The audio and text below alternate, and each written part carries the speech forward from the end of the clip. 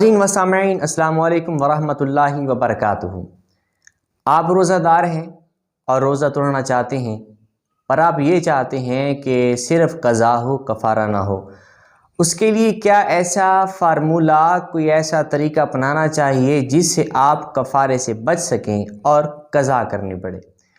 میرے بھائیو، شامی کے اندر اور دیگر کتب فقہ کے اندر یہ جزیہ موجود ہے۔ فقہاء اکرام نے ارشاد فرمایا کہ اگر کوئی ایسی چیز استعمال کر لی جائے جو غذا اور دوا نہ بن سکتی ہو، جیسے مثال کے طور پر مٹی کھا لی یا کسی درخت کا پتا کھا لیا، یہ غذا اور دوا نہیں ہے، اس کے کھانے سے آپ کھا پی سکتے ہیں۔ ان درخت کا پتا کھا لیا یا مٹی کھا لی، روزہ ٹوٹ جائے گا، اور اس روزہ ٹوٹنے میں آپ پر قضا ہوگی، کفارہ نہیں ہوگا، بعد میں آپ کھا پی سکتے ہیں۔ بہت شکریہ۔